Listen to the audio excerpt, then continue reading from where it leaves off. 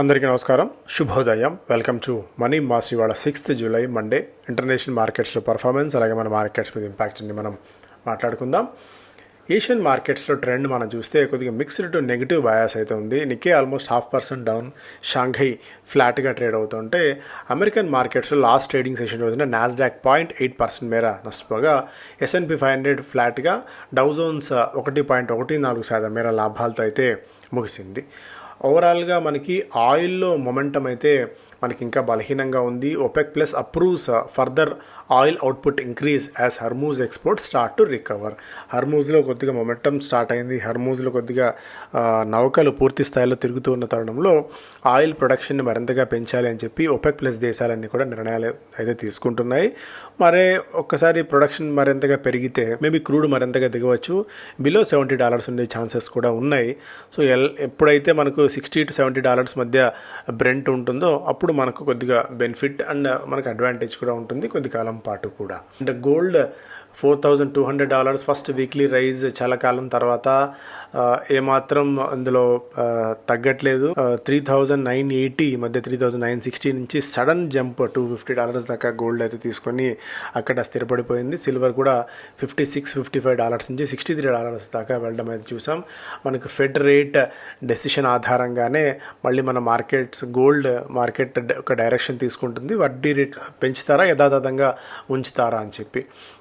మనకు బిట్కాయిన్ 63, ఇది కూడా దాదాపుగా $58,000-59,000 దాకా వెళ్ళి స్ట్రాంగ్గా రికవర్ అవ్వడం అయితే చూస్తున్నాం. సో మేజర్గా ఇది ఇంటర్నేషనల్ మార్కెట్స్ నుంచి ప్రధానంగా మనం వార్తల పరంగా చూసుకున్నట్టయితే వరుసగా 3 రోజుల పాటు మన మార్కెట్స్లో ఒక పాజిటివ్ గెయిన్స్ అయితే చూసాము. తర్వాత ఎందుకంటే గ్లోబల్ క్యూస్ పాజిటివ్గా ఉన్నాయి హెవీ వెయిట్స్లో అండ్ ఓవరాల్గా అన్ని కౌంటర్స్లో కూడా ఒక బయింగ్ సపోర్ట్ రావడం అనేది మార్కెట్స్కి బాగా కలిసి వచ్చిందని చెప్పుకోవచ్చు. ఇక చాలా బ్యాంక్స్ అండ్ చాలా కంపెనీస్ ఈ బిజినెస్ అప్డేట్స్ ఇస్తూ ఉన్న తరుణంలో కొద్దిగా జంప్ స్టాక్ రిలేటెడ్ యాక్టివిటీ మనం చూడవచ్చు.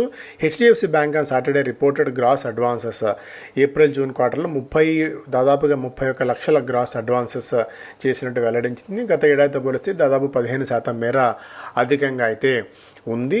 అలాగే Dabur India expects consolidated revenue to grow in double digits. మొన్న కూడా మనం మ్యారికో చూసాం, ఇది కూడా డబుల్ డిజిట్స్ మీద అయితే వాళ్ళు గరిష్ట డబుల్ డిజిట్స్ చెప్పారు, వీళ్ళు డబుల్ డిజిట్స్లో మాత్రం గ్రో అవుతుందని చెప్పి డాబర్ ఇండియా అయితే చెప్తోంది. IDBI బ్యాంక్ స్టడీ గ్రోత్ని కనబరిచింది. Even as it shares have remained weak this year. Stock దాదాపు 19% మేర వీక్గా ఉన్నప్పటికీ బిజినెస్ మాత్రం ఒక 15% మేర పెరిగి గత ఏడాది ఇదే క్వార్టర్లో 5.09 లక్షల కోట్ల రూపాయలకు ఉన్న బిజినెస్ ఇప్పుడు 5.84 లక్షల కోట్ల పెరిగిందని చెప్పి చెప్తోంది IDBI బ్యాంక్ విషయంలో. ఎస్ బ్యాంక్ కూడా ఒక మంచి గ్రోత్ పాత్ని కనబరుస్తోంది. లోన్స్ అండ్ అడ్వాన్సెస్ దాదాపు 2.85 లక్షల కోట్ల రూపాయల బిజినెస్ నమోదు చేసినట్టు ఏప్రిల్-జూన్ క్వార్టర్లో వెల్లడించింది. గత ఏడాది ఇదే క్వార్టర్తో పోలిస్తే దాదాపు 18-19% మేర అధికం. వేదాంత పవర్ సేల్స్ ఫస్ట్ క్వార్టర్లో దాదాపు 38% దాకా పెరిగినట్టు వెల్లడించింది. Tata power has withdrawn it's application seeking to enter the electricity distribution business in half of Karnataka. Unions నుంచి, లోకల్ కాంగ్రెస్ ప్రభుత్వం నుంచి కొద్దిగా వ్యతిరేకత ఎదురైన తరుణంలో టాటా పవర్ కర్ణాటకలో ఎలక్ట్రిసిటీ డిస్ట్రిబ్యూషన్ బిజినెస్ నుంచి ప్రస్తుతానికి ఆలోచనని నుంచి వైదొలిగిందన్నట్టుగా కూడా ఒక వార్త చూస్తున్నాం.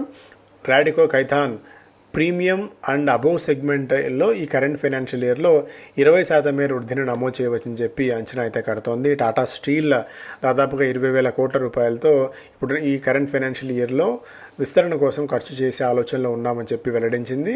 ఆస్టర్ DM హెల్త్ కేర్ తన పేరు మార్చుకొని ఆస్టర్ DM క్వాలిటీ కేర్గా మార్చుకుంది. బెల్రైజ్ వాళ్ళ సబ్సిడరీ కంపెనీలు Badve Autocomps and Eximius infra కంపెనీస్ని మెర్జ్ చేసుకునేందుకు BSE నుంచి NSE నుంచి no objection no adverse observation certificate పొందినట్టు వెల్లడించింది. శక్తి పంప్స్కి Maharashtra state electricity distribution corporation company నుంచి 354 కోట్ల రూపాయల విలువైన వాటర్ పంప్స్ సరఫరా కోసం ఆర్డర్ గెలుచుకున్నట్టు వెల్లడించింది. CM శ్రీరామ్కి ఒక ఊరటనిచ్చే అంశం ఏంటంటే గతంలో ఇచ్చిన 173 కోట్ల రూపాయల ట్యాక్స్ లిటిగేషన్ నోటీస్ విషయంలో కొద్దిగా రిలీఫ్ని అపిలేట్ ట్రిబ్యునల్ ఇచ్చింది. ఓస్వాల్ పంప్స్కి Maharashtra state electricity corporation company నుంచి 236 crores worth of orders 10,000 solar పంపుల సరఫరాకి ఆర్డర్ వచ్చినట్టు వెల్లడించింది. SJVN Sutlej Jal Vidyut Nigam limited Bikaner solar power project దాదాపు 1000 మెగావాట్ల ఈ ప్రాజెక్ట్ని ప్రధానమంత్రి గారు ఇనాగ్రేట్ చేశారు. కంకార్లో ఐసిఐసిఐ ప్రుడెన్షియల్ మ్యూచువల్ ఫండ్ వాటాలను పెంచుకుంది.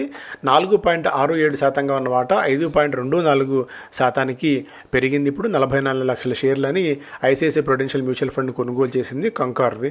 సాగర్ సిమెంట్స్ తీసుకున్న లోన్ ఫెసిలిటీస్ని డౌన్గ్రేడ్ చేస్తూ ఇండియా రేటింగ్స్ డౌన్గ్రేడ్ చేసింది వాళ్ళని. అంటే వాళ్ళ ఆర్థిక పరిస్థితి అంత గొప్పగా లేదు అనేది ఇది ఒక చిన్నపాటి ఒక సంకేతంగా మనం చూడాలి. JSW steel begins work on Rayalaseema steel project in Andhra Pradesh. Economic times first పేజ్లో FPIs blow hot blow cold across debt equity. So FPIs debt మీద చూపిస్తున్న ఉత్సాహం ఈక్విటీ మార్కెట్స్ మీద చూపించట్లేదు అనేది ఒక ఇంట్రెస్టింగ్ అప్డేట్గా చూడాలి. ఎందుకంటే వాళ్ళు డెట్ మార్కెట్లో దాదాపుగా 42,000 కోట్ల రూపాయల మేర పెడితే ఈక్విటీ మార్కెట్ నుంచి 50,000 కోట్ల రూపాయలు తీసేసుకుంటున్నారు.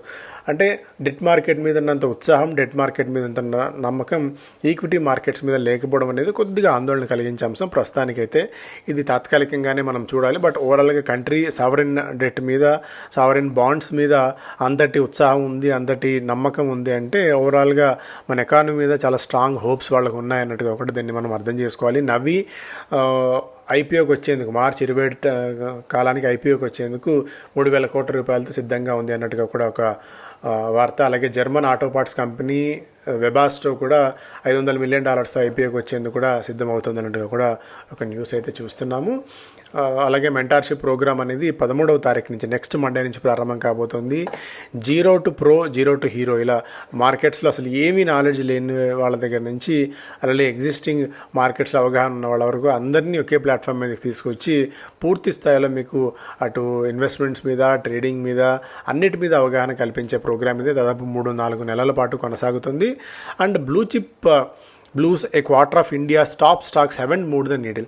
పెద్ద పెద్ద కంపెనీస్ కూడా లాస్ట్ 3 yearsలో రిటర్న్స్ ఇచ్చిన దాఖలా లేవు అనేది కూడా ఒక అప్డేట్. ఆల్రెడీ మనం తెలుసుకున్నవే, మనందరూ చూస్తున్నవే. కాకపోతే ఏంటంటే అన్నీ ఒక గుద్దిగుచ్చి ఒక దీనిలా పెట్టారు కాబట్టి మనం మాట్లాడుకోవాల్సి వస్తుంది. లాస్ట్ 3 years నుంచి కనీసం రిలయన్స్ కానీ, టీసీఎస్ కానీ, హిందుస్థాన్ యూనియన్, హెచ్డిఎఫ్సి బ్యాంక్ లాంటివి 5% కూడా ఈల్డ్ ఇవ్వలేకపోయాయి అనేది ఒక బాధాకరమైన అంశంగా ఇక్కడ చూడాలి. Reliance industries last 3 years CAGR 3.2%.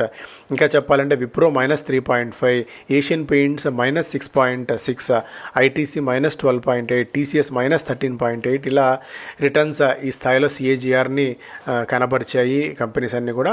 So targets ఇవన్నా కూడా ప్రస్తుతానికి పెద్ద కంపెనీస్ కాబట్టి ఆల్మోస్ట్ ఎఫ్ఐఎస్ కానీ, డిఏఎస్ కానీ పెద్ద పెద్ద కంపెనీస్ అన్ని ఆ టార్గెట్స్ ఇచ్చి వాటిని అక్యుములేట్ చేసుకునే ప్రయత్నం అయితే చేస్తాయి ఈ పాయింట్ ఆఫ్ టైంలో. బట్ ఇన్వెస్టర్స్కి అయితే అది పెద్దగా ఇవ్వలేకపోతుంది. Global investors looking for shelter from AI storm. So ప్రపంచవ్యాప్తంగా ఏంటంటే మనం చిప్ మ్యానుఫ్యాక్చరింగ్ ఏ విషయంలో వెనకబడి ఉన్నాం కాబట్టి ఆ డబ్బులంతా కూడా కొరియా వైపు వెళ్ళాయి. బట్ ఇప్పుడు ఏంటంటే అక్కడ కొరియాలో ఎఫెక్ట్ పడుతుంది కాబట్టి మళ్ళీ ఆ డబ్బులన్నీ బయటికి తీసుకురావడం జరుగుతుంటే ఆ డబ్బులు మెల్లిగా ఇండియన్ ఐటీలోకి వస్తున్నాయి అనేది కూడా ఒక థాట్ ప్రాసెస్గా ఉంది. సౌత్ కొరియా, తైవాన్ నుంచి అక్కడ ప్రాఫిట్స్ బుక్ చేసుకున్న కంపెనీలు ఇప్పుడు చీపర్ వాల్యుయేషన్స్లో ఇక్కడ దొరుకుతున్నాయి కాబట్టి ఇండియన్ ఐటీ కంపెనీస్ మీద కొద్దిగా దృష్టి పెడుతున్నారా అనేది కూడా ఒక సార్ట్ ఆఫ్ డిస్కషన్ అయితే నడుస్తుంది. మేబీ ఐటీ కంపెనీస్ బాగా బీట్ అండ్ డౌన్ ఉన్నాయి కాబట్టి ఐటీ ఇండెక్స్ కానీ ఇవన్నీ కొద్దిగా రికవర్ కావచ్చు అనేది కూడా ఒక థాట్ ప్రాసెస్గా అయితే ఉంది. కొద్దిగా బై అండ్ డిప్స్ స్ట్రాటజీ అవలంబిస్తే మంచిది. They see declines as buying opportunity with upside targets 24,450, 24,800 దాకా టార్గెట్స్ ఉన్నాయి నిఫ్టీకి అనేది majority of the broking companies కడుతున్న అంచనా. ఎస్ఐహెచ్ఎల్, కంటైనర్ కార్పొరేషన్ అలాగే ఇండస్ఇండ్ బ్యాంక్ స్టాక్స్ని రికమెండ్ చేస్తున్నారు. ఇక్కడ target price and stop loss ఇచ్చారు. అలాగే ఐసిఐసిఐ సెక్యూరిటీస్ ఏమో శ్రీరామ్ ఫినాన్స్ని, పిరమల్ ఫార్మాని రికమెండ్ చేస్తుంది. అండ్ రెలిగేర్ ఏమో బయోకాన్ని హెచ్డిఎఫ్సి అసెట్ మేనేజ్మెంట్ కంపెనీని రికమెండ్ చేస్తుంది. మీకు స్టాప్ లాస్ ఉంది, టార్గెట్ ఇవన్నీ కూడా ఒకసారి మీరు కూడా పాస్ చేసుకుని చదువుకునే ప్రయత్నం అయితే చేయండి. Fall in global crude prices brightens physical outlook, El Nino risk linger. El Nino risk అయితే ఉన్నాయి ఇంకా, బట్ ఓవరాల్గా క్రూడ్ ప్రైజెస్ తగ్గుతూ ఉండడం, బిలో $70 ఆర్ఎల్ $70 దగ్గర అటు ఇటు లింగర్ అవుతూ ఉండడం మనకు కొద్దిగా గొప్ప పాజిటివ్ అంశంగా మనం ఈ పాయింట్ ఆఫ్ టైంలో చూడాలి. కాకపోతే ఎల్నినో రిస్క్ అనేది చాలా తీవ్రతరంగా ఉండే భయం అయితే ఉంది. ఒకవేళ ఆ ఎల్నినో కనుక మనం అనుకున్న దానికంటే ఎక్కువగా కనుక వచ్చినట్టయితే అగ్రి మీద, రూరల్ ఎకానమీ మీద తీవ్రమైన ప్రభావం అయితే చూపుతుంది. వితౌట్ ఎనీ డౌట్ దాని ఎప్పుడు ఇన్ఫ్లేషన్ పెరుగుతుంది, ఇన్ఫ్లేషన్ పెరిగితే వడ్డీ రేట్లు పెరుగుతాయి, దాని కారణంగా డెఫిసిట్ ఇవన్నీ కూడా ఒకదానికొకటి క్యాస్కేడింగ్ ఎఫెక్ట్స్ ఉంటాయి. కాబట్టి అవి రాకూడదనే మనం అనుకోవాలి. Old bourse new hope. Calcutta stock exchange కొత్త ప్రభుత్వం అక్కడికి వచ్చిన తర్వాత వాటిని రివైవ్ చేస్తారేమో అన్న ఒక హోప్స్ నేపథ్యంలో అన్లిస్టెడ్ సెగ్మెంట్లో రూ. 1,500 ఉన్న స్టాక్ రూ. 200 పెరిగింది, రూ. 2,000 పెరిగింది అనేది ఒక వార్త. కాబట్టి దీన్ని చూసుకొని మనం కొనుగోలు చేసిన అవసరం ఎంత మాత్రం కూడా లేదు. పెద్ద పెద్ద ఎక్స్చేంజ్లు అన్నీ మనకు రెడీగా అందుబాటులో ఉన్న తరుణంలో కేవలం దానికోసం వెళ్ళి మనం బొప్పి కట్టించుకోవాల్సిన పని లేదు. అలాగే ఇక్కడ మ్యాంగోస్, ఇండోలో ఏంటంటే ఫ్యాంగ్ అన్నాం, సూపర్ 7 అన్నాం, ఇప్పుడు మ్యాంగో స్టాక్స్ అన్న పేరు అయితే బాగా వినిపిస్తుంది. మ్యాంగో స్టాక్స్ ఏంటంటే meta, Anthropic, Nvidia, Google, open AI and space X, ఇవన్నీ మ్యాంగోస్. ఈ స్టాక్స్ అన్నింటిని కూడా మ్యాంగోస్ అంటున్నాం. సో ఇవన్నీ ఎక్కడి దాకా తీసుకెళ్తాయి, ఇవి కొద్దిగా సాఫ్ట్ అవుతున్నాయా అనేది కూడా ఒక చర్చ అయితే నడుస్తుంది. విపరీతంగా పెరిగిన తర్వాత banks Q and running, especially ప్రభుత్వ రంగ బ్యాంకులు ఒక మంచి లోన్ హెల్తీ గ్రోత్ని కనబరిచాయి. ప్రభుత్వ రంగ బ్యాంకులు, ప్రైవేట్ రంగ బ్యాంకులు కొద్దిగా మెరుగైన అవుట్పుట్ని, మెరుగైన లాభాలని ఈసారి కనబరిచే అవకాశం ఉంది అన్నట్టుగా కూడా ఒక అంచనాగా అయితే ఉంది. దాదాపు 9 to 10% దాకా ప్రాఫిట్స్లో వృద్ధి నమోదు చేయవచ్చు అని చెప్పి ఫోర్టిస్ 300 పడకల ఆసుపత్రి, స్పెషాలిటీ హాస్పిటల్ని. సో ఇవి ప్రధానమైన వార్తలు వారం ప్రారంభం రోజున. Thank you so much.